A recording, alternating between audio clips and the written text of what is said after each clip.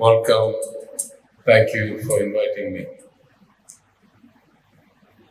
I should start by commenting, as I have before, on the great contribution of many American missionaries to the education and public health of Madurai, of Tamil Nadu, of India. In particular, Ms. Katie Wilcox, who founded this college, but also the many others of her order and the many donors from mostly America who helped fund the development of this college and who sowed the seeds that we see today in bloom 75 years later. I have often said that as a fourth generation adherent to the Dravidian philosophy and one who strives to achieve its ideals, that women's education and equal opportunities for women are at the core of our philosophy, and in fact, if we look around the world, are at the heart of societal progress. Any developed economy that has a high quality of life, a high standard of living, is marked by high levels of opportunity and near equality, if not perfect equality, for women in every field, in business, in public life, in elected office. In that sense, I want to reiterate something I've said every time I've come to this institution, that you are all privileged to have had a wonderful education which very few get to experience. And what we as the government, as public servants, aspire is that you should continue to play a role in the formal economy in some way, in the formal development of our state. Whether that is as entrepreneurs, whether that is as high achieving team members in small or large organizations, whether that is pursuing further studies and becoming teachers or researchers, in some way that you should continue to engage in an active role in society. And in fact, I think I mentioned last time here, we need a lot more women in public life, in elected politics. We have a reservation policy in the government of Tamil Nadu for local bodies to have 50% representation of women, and many mayors and panchayat and district union leadership posts reserved for women. But in fact, we struggle to find women who are there of their own volition. Very often, we find they act as a vehicle for the ambition of their spouses. Now, change doesn't come instantaneously, so we understand that legislation is the beginning of change. Societal norms then have to adapt, and over time, these individuals who are in the constitutional seats will grow into the role, much as when we first implemented reservations in the 1920s by community, we ended up with people who were daunted, who found themselves perhaps underqualified to sit in those seats, but over decades created pathways, created coattails, created forerunners for their communities, their villages, their areas, so that others could follow without that trepidation, without that tariqam, into meaningful and successful roles. I was already late in coming today, and I've already spoken many times before here. So I don't want to talk for too long. But it's customary at events like this that at least older than you, if not more distinguished than you, individuals like me should offer some advice as you transition from your academic days into the economy and into broader society. Of course, we are all shaped by our own experiences, by our own cultures, by our own families, by our own forefathers, by our mothers. And so, what I have to say may not be as applicable to some as to others. In fact, every individual is different. So I will give advice or I will give some suggestions based on my progress in life, my experiences, the learnings, and I hope it will be of use to some of you in some way. The first thing I want to say is that life is a journey of discovery first and foremost. It is about each of us getting to know ourselves, getting to be comfortable with ourselves about who we are. The greatest discovery is of the inner thinking, the being, the soul of our own. Of course, that also translates into finding a path through life, some career, some family decisions, some profession, some specialization.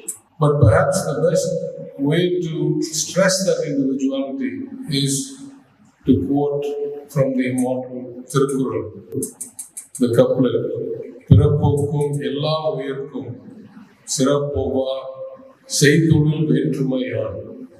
We are all born with the same essence of humanity. We are all equal at birth. And it is our duty to find that path, that occupation, that direction that gives full meaning to our life and the full benefit of our existence to our society, our community, our family. A key takeaway from that principle is that one should never compare oneself to anybody else or to any other benchmark. This relative value, am I as successful as somebody? Am I as wealthy as somebody? Am I as promoted as somebody? Is a meaningless and a detractive pursuit. So the first thing I would encourage you, live your life on your terms. It is your life. Every life is different. There is no value whatsoever in comparing yourself to anybody else or to a benchmark. The true sense of contentment, the true sense of fulfillment comes from understanding yourself and realizing your dreams, your potential, your vision that you develop through life. A key component of that is to understand that the world is full of uncertainty. Nobody can predict what is going to happen tomorrow, let alone a year from now or 5 years from now. People who expect to have clarity, to have definitive, deterministic scenarios are actually going to find themselves very weak. Now, of course, I am in a profession like politics, where every election can result in any outcome, and every 5 years we roll the dice. But in almost any part in life, it is true that the element of uncertainty is quite high. In fact, I would say that the ability to cope with uncertainty, to park uncertainty as a state of being and still drive yourself, still have plans, still have vision, still have ambition, is one of the keys to long-term success. Many outcomes are not in our control. No matter how well you plan, no matter how disciplined you are, no matter how hard you work, the world has so many variables that can impact the outcome that you will find yourself unable to either fully determine your outcomes or in fact sometimes explain your outcomes. It is in keeping with nature that there are no irredeemable failures and there are no permanent successes. You will fail, you will have hard times. Everybody does. And no matter how much you succeed, you may be the top ranker in your class or in your batch, or you may win this race on this day, or you may get this promotion on this cycle. that doesn't guarantee anything next time. So the key is to not let success get to your head and make you feel that you are somehow invincible or special and cannot be tomorrow at risk of failure.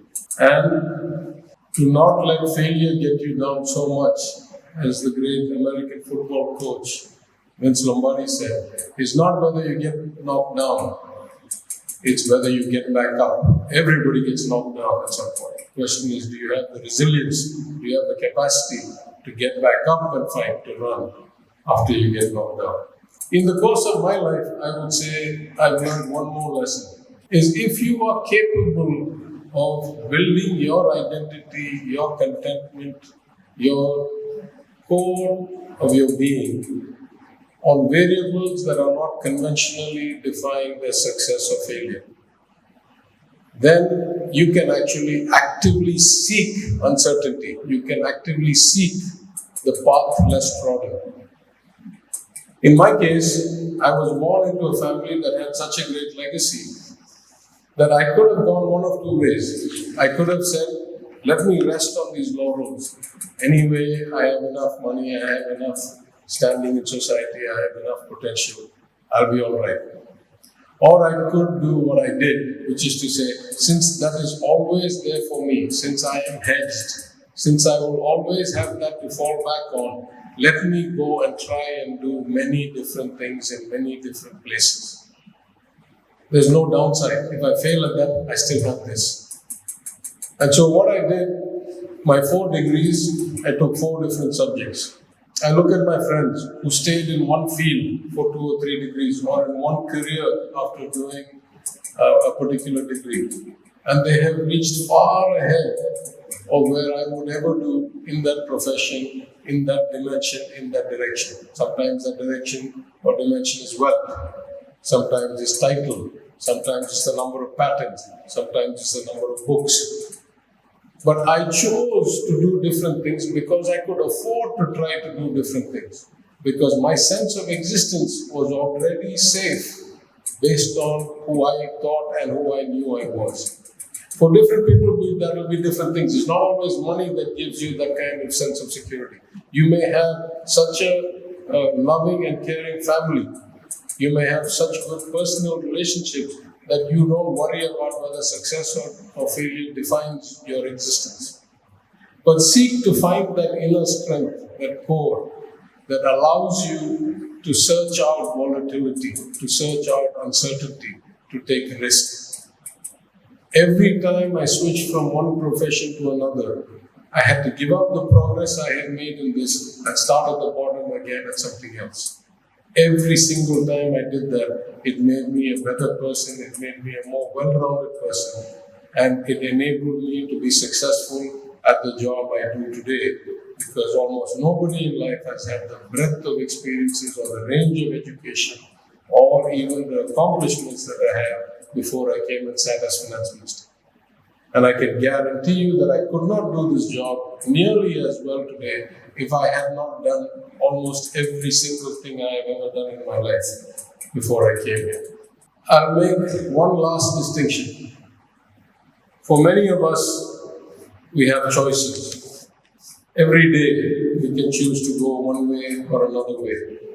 The poetry that probably describes this the best is called The Road Not Taken by the famous American poet Robert Frost. And I'll just read a couple of lines from it. It starts by saying, 2 roads diverged in a yellow wood, and sorry I could not travel both. And be one traveler, long I stood, and looked down as far as I could to where it went in the undergrowth. Then took the other as just as fair. And then it goes on to say many things. And then he concludes and he says, I shall be telling this with a sigh, somewhere ages and ages hence. 2 roads diverged in a wood, and I took the one less traveled by, and that has made all the difference.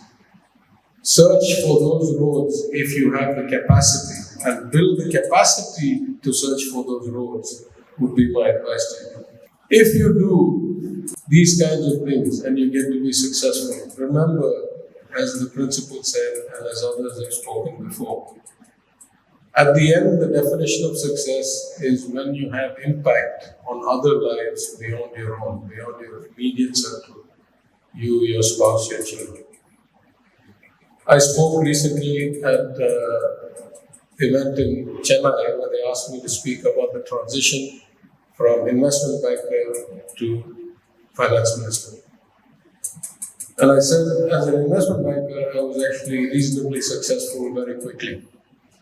And therefore, in terms of either money or power, I had greater of both money and power when I was a senior managing director in a large global bank, managing businesses with flows of hundreds of billions of dollars and profits of hundreds of millions of dollars across 60 or 70 countries. I had almost unlimited power as long as I stayed within my risk targets, as long as I delivered the profit and loss target, the profit target given to me, and I kept my team motivated. I could do almost anything. I could decide one day that I wanted my head of South Africa to then move to Germany and be head of Germany, and I could move the papers, move a family or a person like that. I can't do that as finance minister.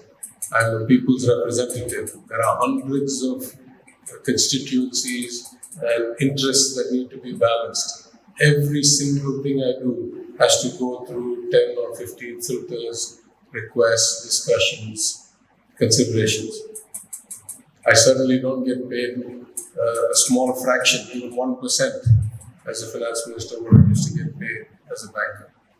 But the difference, I said, is that when I was an investment banker, I lived the high life. I made a lot of money. I traveled first class everywhere. I went to 20 countries a year. I had a lot of power. I could make things happen. I made money for my shareholders. And now I live the large life. அது தமிழ்ல சொல்லணும்னா ஒரு காலத்தில் நான் உயர்ந்த வாழ்க்கையை வாழ்ந்தேன், இன்றைக்கு நான் பரந்த வாழ்க்கையை வாழ்கிறேன். In the end,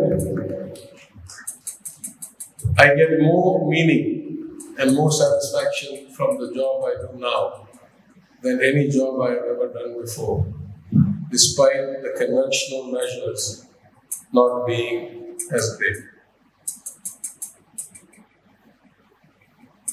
I was at Lehman Brothers the day it went into bankruptcy. I was in Mumbai running 2 companies with several hundred employees. The bankruptcy was not an event that was in my control. It happened because of variables back at the headquarters in New York. But I had all these employees, many of whom I had personally recruited from the IITs, the IIMs, the RECs, the Xaviers, the St. Stephen's, the BITS Pilanis. And I spoke to them on the day of the bankruptcy within about an hour of the filing. And I said to them, in the long term, this is a good thing for you. Today, it seems like the whole world is devastated. You worry whether you'll have your job. You took the job out of college thinking this was the highest paying job in any campus recruiting anywhere in India. You thought you were the luckiest person. And for some of you, within 2 months, the company is going bankrupt. You must be so afraid, so nervous, so worried that maybe I have made some bad choices in life or I have bad luck. And I said to them, think about it a different way. We didn't pick you because of your father or your brother or your last name. We picked you because you were the best talent that we could find. And there were probably 10 to 20 applicants at IIT for the job that we took you for. In that sense, at the core of your existence is the talent and the capability, the work ethic, the personality. I am undergoing this trauma of bankruptcy at 42. I will come out of this stronger and better, which I did. But think about it from your long-term perspective. You all are undergoing it at the age of 19, 20, 23, 25. You will go on to have brilliant careers anyway because you're talented and you're hardworking. And your capacity to deal with uncertainty, to deal with disruption, to deal with bad events will be infinitely higher than mine because you would have already experienced such a calamitous event when you were so young. The same way I say to you in a much milder form that you are a special batch. You all lost your final year, which should have been the most accelerated learning by not being able to come to campus. You had to do it remote. You had to go through your exams, maybe in a very unique way. But at the end of all of that, you have graduated. You have joined society as proud college graduates from one of the best colleges in Madurai in India. And whatever adversity you faced will only make you stronger and yield better outcomes in the long term. I will quote one last line of another poem called The Poet's Testament from a great poet called George Santayana. And this is a poem he wrote only to be read at his own kind of funeral ceremony. He wrote it, he didn't publish it. He said, after I die, when you have the memorial service for me, I want somebody to read this. And it's called The Poet's Testament. And the first line says, I give back to the earth what the earth gave, all to the furrow, none to the grave. It says, whatever the earth gave me, ashes to ashes, dust to dust, I was born.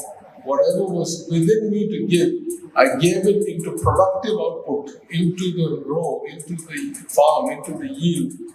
And by the time I went back to dust, I had nothing left in me to give. So I have lived a full life. That has always been kind of a powerful motivation for me.